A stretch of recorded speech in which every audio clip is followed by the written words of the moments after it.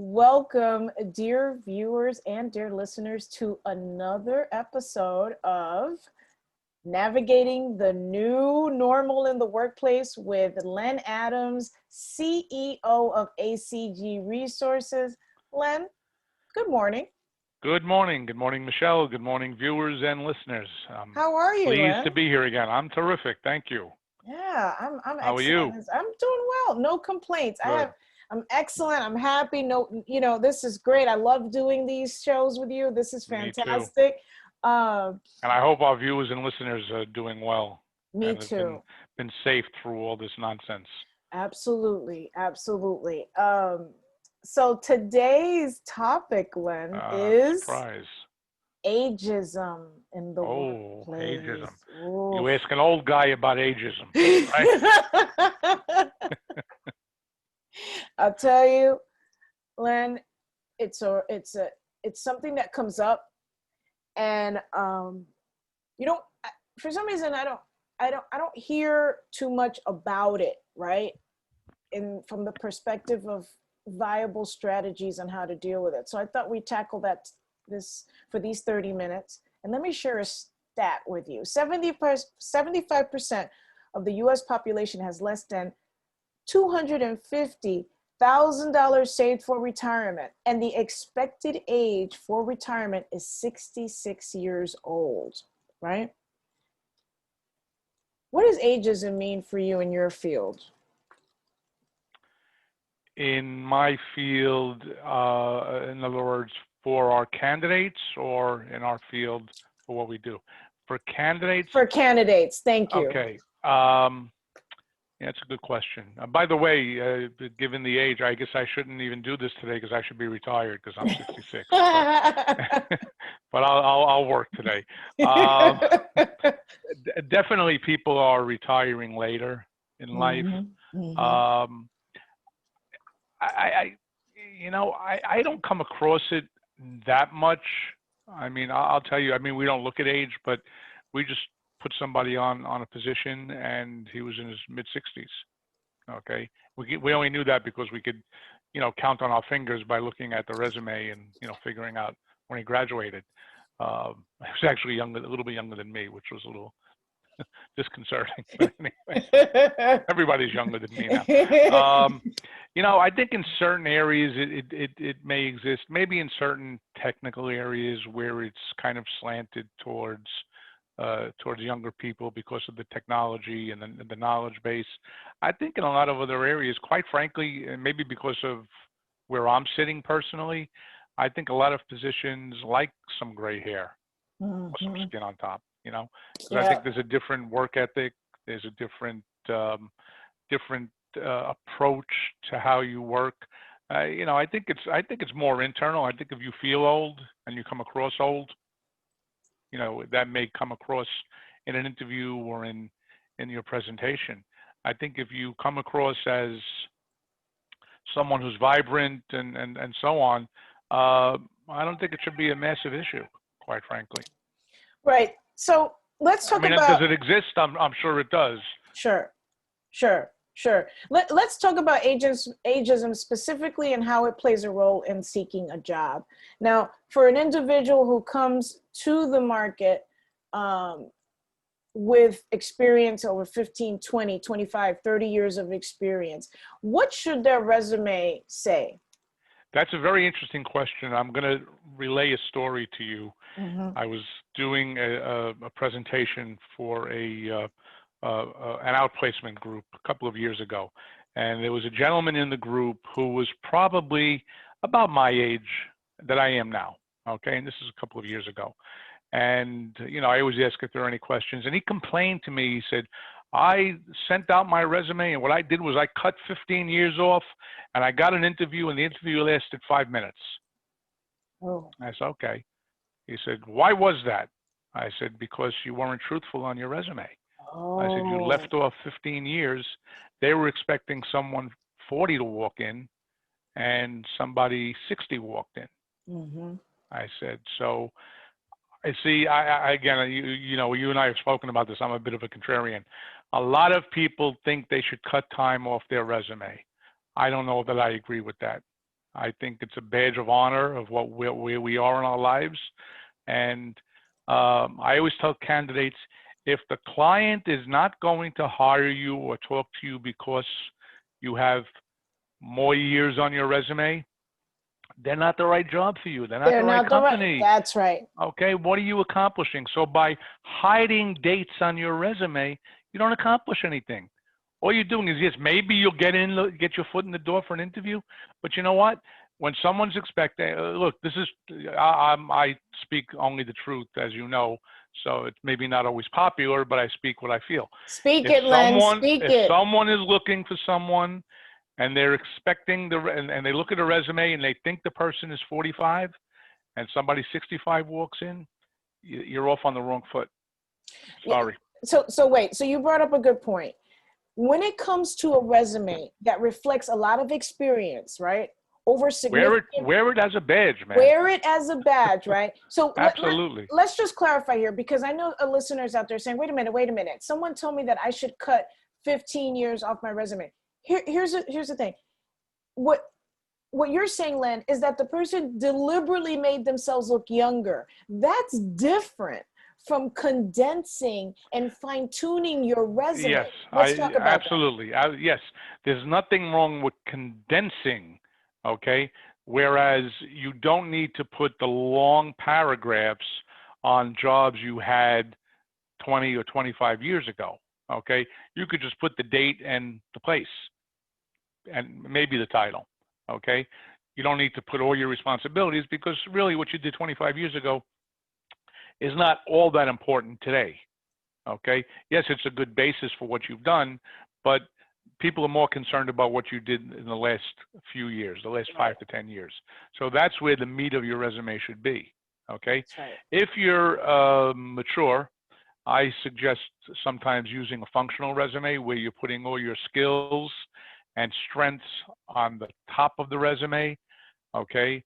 And then accomplishments, and then at the bottom, you're going to put your dates of employment and places where you worked, okay? Just dates, company, title, or position, okay? And just list it, one line for each, okay? And put that on the bottom. With the theory being, this comes down to, career management and resume management.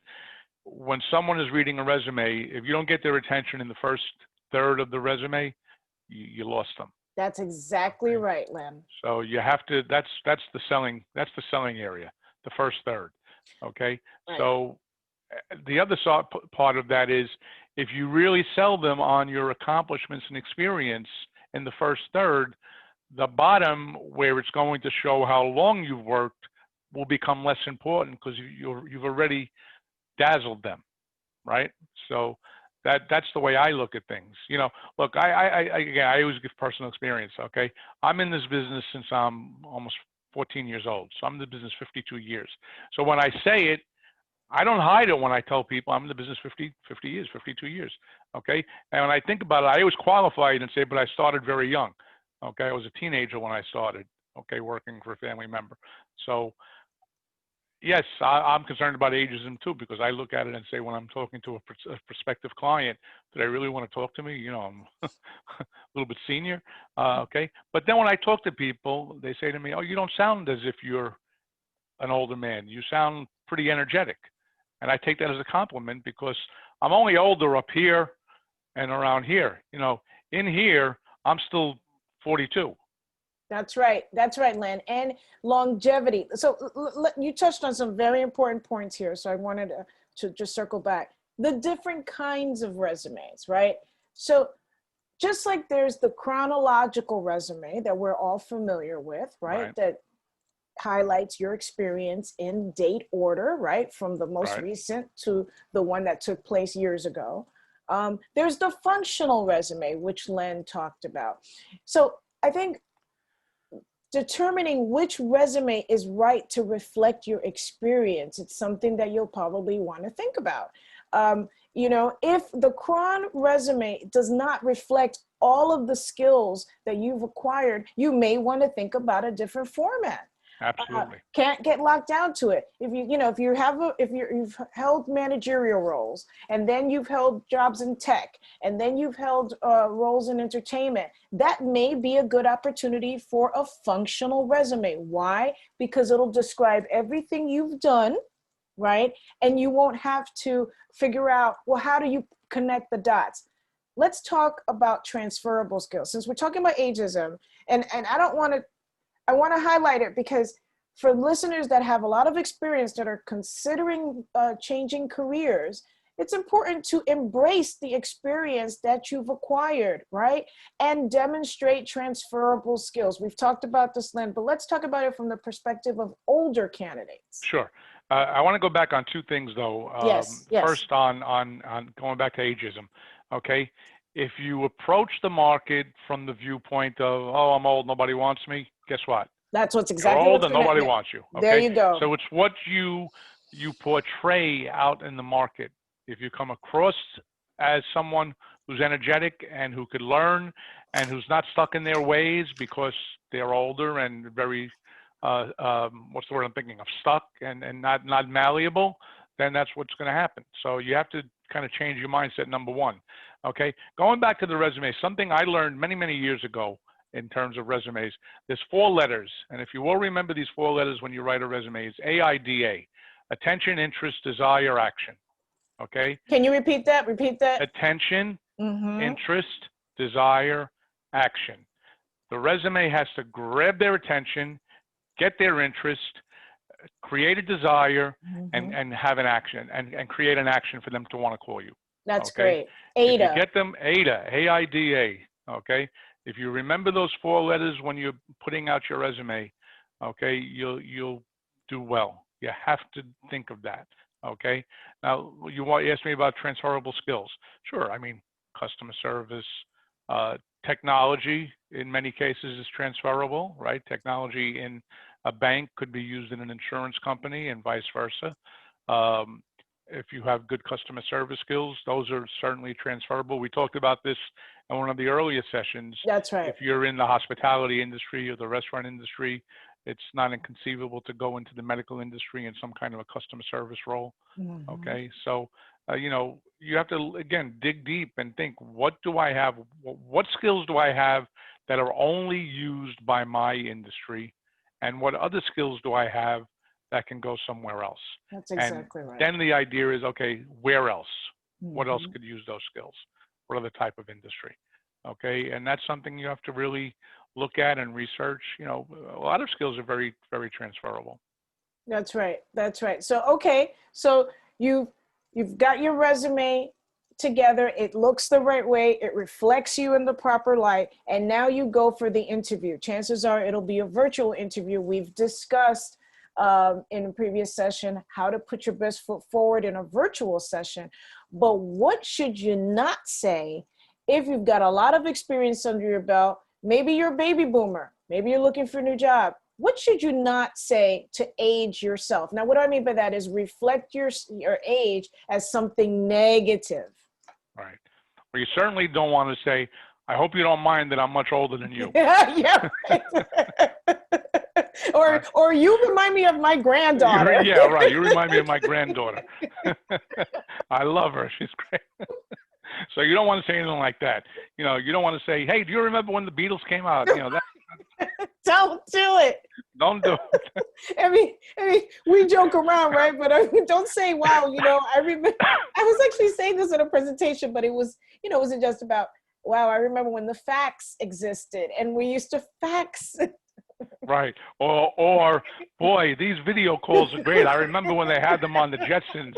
I never thought it would happen. Or my Dick Tracy watch. You don't want to, we're joking around about it, but listen, when we get a little bit older, and I'm in that age range, okay, sometimes our sense of humor gets a little silly and we don't think before we always speak.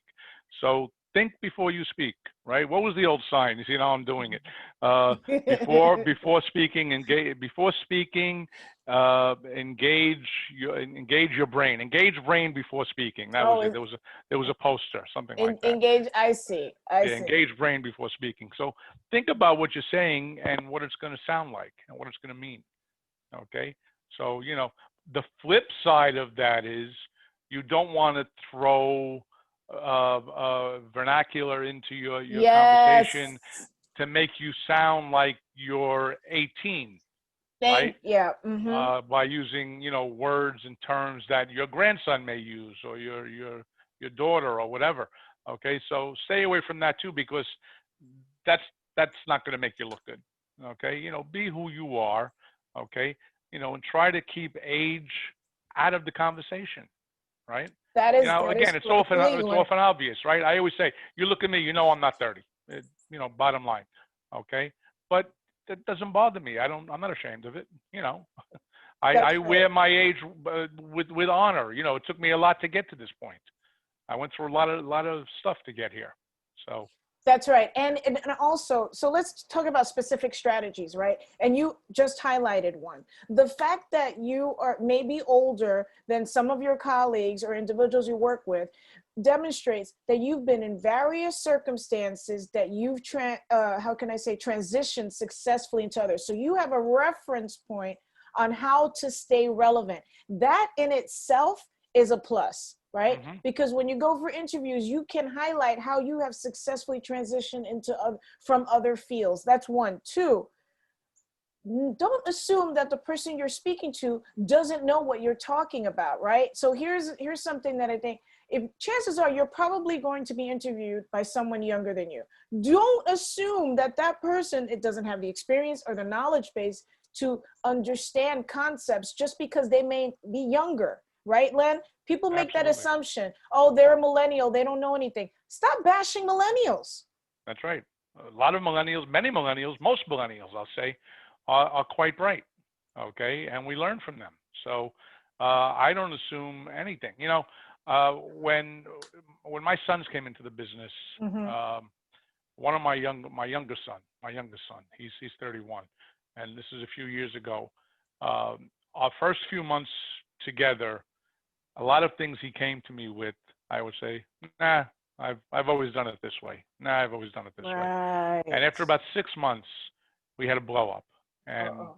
I said, "What's the matter?" He says, "Well, you don't take me seriously. You dismiss everything." And I sat back and I said, "You know what? You're right."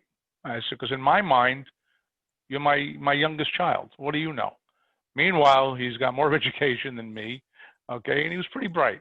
So I said, "You know what?" I said, "From this day forward, I will never say to you, 'Nah, we've always done it this way.' Okay?" I said, I'll take your ideas and I'll listen to them. Just make a case to me." And I have to tell you, I guess it's maybe 10 years he's with me now, haven't had an issue. Okay? Because I do take some, I may not agree with everything, and I'll tell him why I don't agree with it. Okay? And he'll make a case to me, and we'll go back and forth. But we have a dialogue. I don't just dismiss him anymore because I respect him for what he is. Same thing with my other son and my daughter, and even my team. I always tell them, come to me with ideas because I know I don't know everything. Right. Okay. And you may have a great idea. You may not think it's a great idea, but bring it to me because it very well may be a great idea. And I want a different perspective because I don't want everything just coming from me because I'm coming at it from my perspective in life.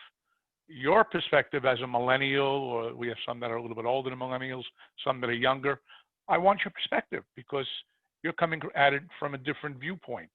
And that I think that's what's going to keep us relevant in the marketplace. That's right. That's right. Now, what you touched on this earlier, Len, very astutely. Complaining. When you're in an interview, right? Don't complain about your previous experiences, even if they were negative. Absolutely. Len, Always put a positive spin. Always put a positive spin. Always. Have you encountered candidates that you chose not to proceed with? I know I have, where they were bashing previous employers. I'm like, well, if they're bashing their previous employers, they're going to bash me. What are your thoughts on that? Absolutely. Yeah. Look, I mean, some people, it's just their personality. It has nothing to do with their age. You know, I Right. could point you to people in their 30s that you just don't want to talk to them. You know, they're That's right. miserable. So, you know, that maybe just personality wise. Yeah, you don't want to bash your former employer. Always put everything in a positive, as best of a positive spin as you can, right? Mhm. Even if it was a terrible situation. Um, that's the first thing. Second thing is, you know, you talk about not complaining. You know, again, if you don't want to show your age, don't complain about the heat and the cold and, you know, Yes. uh, these damn millennials out there. You just don't want to do that. You have Don't do to, that, right? you know, don't sound and keep yourself relevant. Mm. Okay. At every age, we have the capability, believe it or not, to learn technology and to stay as current as possible. Okay. And if you could demonstrate that, all right, I think it'll put you in a better light with a prospective employer that if they were thinking you were too old, this it happens, this will turn them, That's okay? right. Because they're going to say, well, this person was open to new ideas, Mhm. open to learning, okay? Look, not to make it personal, I put myself up against any 40-year-old in terms of a work ethic. I'll outwork anybody, okay? And I bet I have a lot of colleagues and people contemporary to me that are the same way, all right? I have a very dear friend. He's a teacher, and we know each other from high school. We've been friends for a long time. And I was listening to him last week because he's a teacher in New Jersey. And I said, so what's going to happen? He said, well, he said, they gave us the option to work from home, Right. but I opted not to do it. I'm going into the classroom because we Mhm. have the smart board and I'm going to have the video on and all my students are going to be home. He says, and I'm going to work from the school. So I said, so you had the option to stay home and you decided to go in? He said, yeah, I'm going to go in because I think it'll be better for the students. Okay. Mm. That is generational. Okay, he's approaching it from a viewpoint of I want to do what's best for the students. He's got a great work ethic, and he said I'm going to go. I'm going to be at the school. That's I'll go great. in every day. That's I'll right. wear my mask. He said I'll have nobody in the classroom, but I'll be able to approach the students the right way.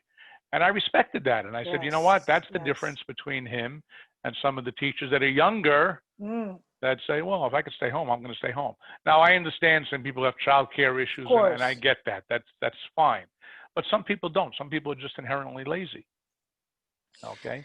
Yeah, and regardless of whatever age. So I think the safe statement here is regardless of what age you are, there's some traits and there's some practices that you can do and put your best foot forward. So I think this Mm-hmm. can be applied to no matter what age. Let's time's flying. I don't know where it Yeah. Wow. goes, right? Um, you what you're basically saying is take a risk as well, right? Be open to taking risks. Absolutely. Absolutely. Look, I'm talking about a friend. My friend was originally a teacher, went into the financial field. Mm-hmm. At the age of, I think he was 46, he decided to go back into teaching. Now, some Wow. smart school took a chance on him coming back into that field at 46, when many teachers are retiring. He went back in. Okay. Actually, he was 48. I'm lying. He was 48 when he went back into becoming a teacher. So at that time, some smart principal said, hey, you know what? I'm going to take a chance on this guy. Because how many people hire teachers at 48 to start over again? Not too many. So there's a perfect example, right? So He was just 2 years short of he 50. 2 years short of 50. He took a chance on himself and other people took a chance on him. And that's a Absolutely. perfect example. Take the risk, take a chance on yourself. Don't poo-poo yourself because of whatever circumstance, whether you've lost your job or whether you're looking for a job. Have confidence in yourself and your abilities to adapt in this circumstance, right, Len? If you say I can't, guess what? You can't. If you say I can, you can. That's right. So it's Okay, all and in the that's the bottom mindset. line. It's It's all all up in the here. mindset. I agree with you. You mentioned staying relevant. I say to some of my clients, stay fresh. Let's talk about that. You mentioned keeping up with technology, right? The a positive of the pandemic is that now at home we have access to so many courses, so many free courses. Google has some out there in project management and tech. What other ways do you recommend someone stay fresh? Stay in the now. Okay. You know, so many people are lost in, I was going to say lost in space, lost in the past, where all they Yeah. talk about is the past. And when I was, and when I was, and when I, rather than when I was, how about where I am today and what I did, what I could do tomorrow, and where I think we should take this project, and where I could see this company going, and what I'd like to do with this job is, rather than, well, what I did 30 years ago was, Yes. talk about what are you going to do, not what you did. Mm-hmm. Okay. And I think Mm-hmm. that's a way to have people look at you as someone who's forward thinking and not past thinking. That's And right. I think that's maybe something that my generation falls into too frequently. I'm guilty of it myself sometimes. Really. Okay. Yeah. Yeah. You know, what I did 40 years ago. Yeah.